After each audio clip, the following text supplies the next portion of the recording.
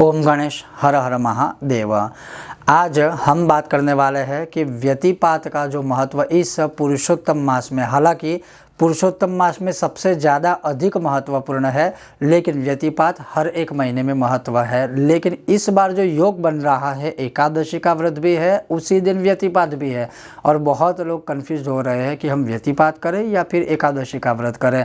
और अगर आप व्यतिपात का व्रत करते हो तो वो कैसे करना चाहिए, और आज का हमारा वही विषय और वीडियो रहेगा। अगर आपको यह विषय वीडियो पसंद आए तो लाइक कीजिएगा, शेयर कीजिएगा, चैनल पर नए हो तो सब्सक्राइब कीजिएगा। सबसे पहले आप श्रवण करें कि इस बार जो यह व्यतिपात है इस पुरुषोत्तम माह में, वो इस बार 27 तारीख बुधवार को है, एकादशी के युक्त, अर्थात एकादशी भी है, व्यतिपात भी है। और जैसे मैंने एक वीडियो अभी अपलोड किया था कि पुरुषोत्तम मास भी है, जो सदियों में एक बार ऐसा दिवस आता है।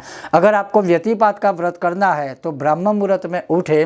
ब्रह्म मुहूर्त में उठने के बाद जो है वह आप जैसे अपना नित्य कर्म करते हैं, स्नान आदि करते हैं, ये सारी चीज़ें करें। लेकिन इस दिन की जो सबसे बड़ी बात ये है वो ये रहेगी कि जब आप इस व्यतिपात अर्थात 27 तारीख बुधवार को जब आप स्नान करते हो तो स्नान करते समय आंवले का चूर्ण या आंवला उसमें डाल के फिर स्नान करना है। इसका महत्व बहुत ही बड़ा इस बार इस एकादशी और व्यतिपात को रहेगा। अब जब आपको एकादशी के सहित व्यतिपात का व्रत करना है, और अगर आपके मन में संदेह है तो सबसे पहले मैं ये स्पष्ट करूं कि अगर आप हर एकादशी का व्रत करते हो तो आप एकादशी को ही मध्य में रखकर एकादशी का व्रत का जो आचरण करते हो, नियम आदि है, उसी का पालन करें। लेकिन अगर मानिए कि आप कभी कभार एकादशी करते हो या कभी कभार व्यतिपात करते हो तो आप व्यतिपात का व्रत भी कर सकते हो। और जो लोग व्यतिपात का निरंतर व्रत करते हैं तो मैं कहूँगा उनको व्यतिपात का ही व्रत करना है। जो कुछ कुछ नियम है वो दोनों के एक समान ही है, जैसे क्या खाना या क्या नहीं खाना। लेकिन खास करके जो दान के विषय में एक वीडियो मैंने अपलोड किया था उसमें बहुत लोग कह रहे थे कि गुरुजी एकादशी है, दान अन्न का कैसे करें। लेकिन व्यतिपात भी है तो व्यतिपात में तो अन्नदान बोला गया है, सबसे बड़ा महादान बोला है।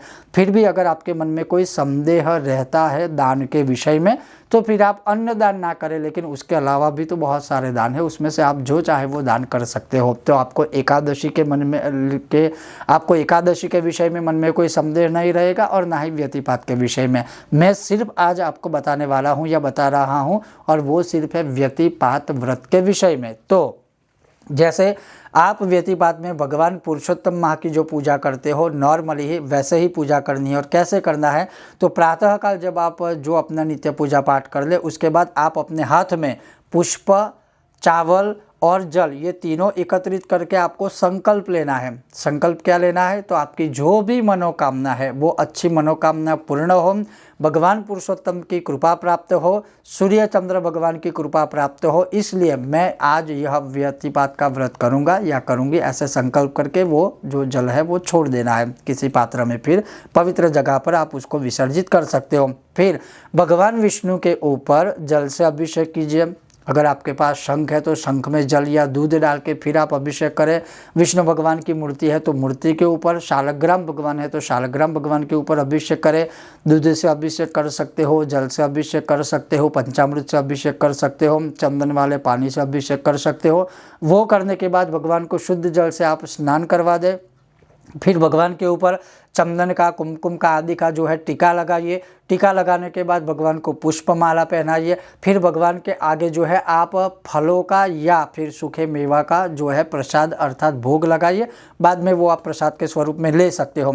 फिर भगवान नारायण के सन्मुख जो है वो शुद्ध घी का दिया प्रज्वलित करें। उसके पश्चात जो है भोग, तर्पण आदि जो भी आपने कर दिया वो कर दिया। भगवान विष्णु की आरती करें। और अब जो सबसे बड़ी बात है वो ये है कि इस दिन है सूर्य उपासना भी आपको अवश्य करनी चाहिए। सूर्य उपासना में जैसे आप तांबे के लोटे में जल लीजिए, उसमें कुमकुम है, चावल है आदि डालिए। कुछ नहीं है तो तांबे के लोटे में सिर्फ जल होगा तो चलेगा। भगवान सूर्य को अर्घ्य दीजिए और अर्घ्य देने के बाद जो है 3 बार आदित्य हृदय स्तोत्र का पाठ करें। ये हो गया पूजा का विधान। उसके बाद क्या है, पूरे दिन जो है यथासंभव यथाशक्ति ओम नमो भगवते वासुदेवाय, ओम नमो नारायणाय या फिर ओम सूर्याय नमः। ये तीनों में से कोई भी एक मंत्र आप ले सकते हो। इसका पूरे दिन है आप कहीं पर भी हो मानसिक जाप कीजिए। अगर आपके पास समय है तो आप सुबह भगवान के सन्मुख बैठकर नारायण कवच का पाठ कर सकते हो, विष्णु सहस्त्र का पाठ कर सकते हो, सूर्य अष्टकम का भी पाठ कर सकते हो, भगवत गीता का भी पाठ कर सकते हो। अब खाने में हम क्या करें, तो खाने में सिर्फ आप चाहे तो फलों का आहार करें, सिर्फ आप चाहे तो केवल जल पीकर भी कर सकते हो, लेकिन अन्न आपको खाना नहीं है, अन्न का त्याग ही करना है। तामसिक भोजन तो आएगा ही नहीं क्योंकि अन्न नहीं आएगा। ब्रह्मचर्य का जो है आपको पालन करना है, किसी भी प्रकार से किसी की निंदा नहीं करनी है, किसी भी प्रकार से हो सके तो वाद विवाद कलह क्लेश ये जो सारी चीज़ें उससे आपको बचना है। अब जब यह जो व्यतिपात का व्रत समाप्त होता है उस समय पर जो है आप दान करते हो तो 1 करोड़ गुना फल प्राप्त होता है। हालांकि वो जब दूसरे दिन सूर्य उदय हो जाए उसके पश्चात के जो 2 घंटे हैं उसमें आप ये कर सकते हो। तो जब अगले दिन पूरा सूर्य उदय हो जाए उसके पश्चात आप अपनी स्थिति के अनुसार आपके शुक्ल देव, आपके ब्राह्मण देवता, आपके आचार्य, आपके गुरु, शिवालय, विष्णवालय या किसी गरीब को, अगर कोई ब्राह्मण देवता नहीं है तो किसी गरीब को आप यथाशक्ति जो भी आपकी स्थिति हो उस प्रकार से आप अन्न का दान कर सकते हो, जल का दान कर सकते हो, मिट्टी का घड़े का दान कर सकते हो। और वो जब आप दान करोगे तब आपका वहाँ पर व्यतिपात का व्रत है वो पूर्ण हो जाएगा। ये सहज है, सरल है, लेकिन व्यतिपात का व्रत करके, भगवान विष्णु का मंत्र जाप करके, भगवान विष्णु की पूजा करके, भगवान सूर्य को अर्घ्य समर्पित करके और भगवान सूर्य के कोई भी मंत्र स्तोत्र का पाठ करके जो है वह सबसे उत्तम फल आपको प्राप्त होता है। और व्यतिपात है वो कई कई जन्मों को विनाश करने वाला रहता है। व्यतिपात में किया गया दान, व्यतिपात में किया गया मंत्र का जप अनुष्ठान आदि वह जल्दी ही सिद्ध हो जाता है। तो इस बार यह व्यतिपात का जो व्रत है जो आप कैसे कर सकते हो इस 27 मई बुधवार को वो मैंने आपको बताया।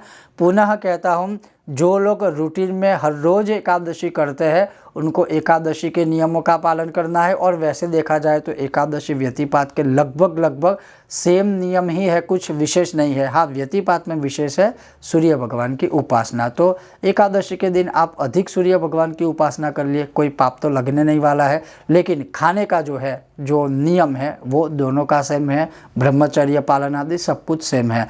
तो मैं अपेक्षा करता हूँ कि आपके मन की शंका दूर हुई होगी और मैं अवश्य कहूँगा कि व्यतिपात का व्रत अवश्य कीजिएगा। हाँ, व्यतिपात के दिन दान करने की महिमा है। तो व्यतिपात के दिन जैसे मैंने शुरुआत में कहा था आप चाहे तो अन्नदान कर सकते हो, लेकिन मन में संदेह है तो मत कीजिएगा। ओम गणेश, हर हर महादेव, जय सिया राम।